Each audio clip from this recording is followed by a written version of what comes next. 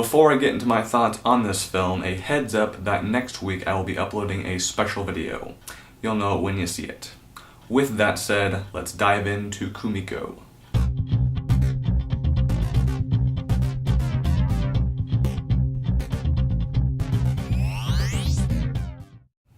Kumiko, the treasure hunter. Personally, I didn't care for it. The story follows a Japanese woman called Kumiko, who discovers a hidden copy of Fargo on VHS.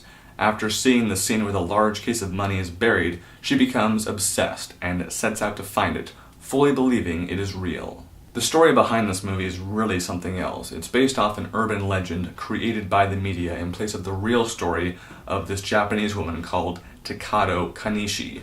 The legend says that she died trying to find this treasure. In actuality, she was depressed and killed herself. So yeah, it's dark stuff. This movie is very melancholy. It is a character drama dealing with obsession and how an idea can overcome someone and make them do insane things. What I liked about it was the setup for Kumiko, showing where she lives, what her work life is like, and how she handles herself in social environments. I also admired the cinematography by Sean Porter. He knows how to make a lockdown shot engaging. Movement could have been added, but in this case it wasn't always necessary. And just on a quick side note, I recommend that you read an article written by him in the Winter 2015 Filmmaker magazine. It's about what cinematographers don't talk about.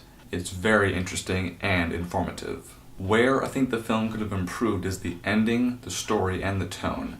There's never a time when the story gains momentum, and that's because it's very hard to root for a girl who's going on a journey that you know will lead to disappointment.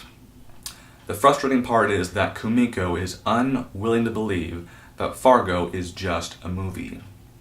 And the one character she tells her mission to completely fails to get it inside of her head that her journey is pointless. It made for a very unsatisfying time for me as a viewer, because I want a payoff.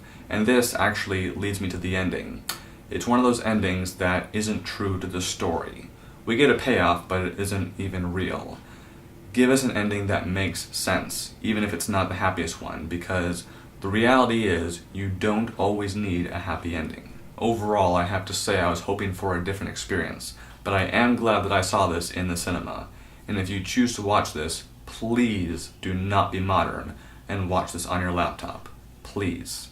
I give Kumiko, the Treasure Hunter, 2 out of 5 stars.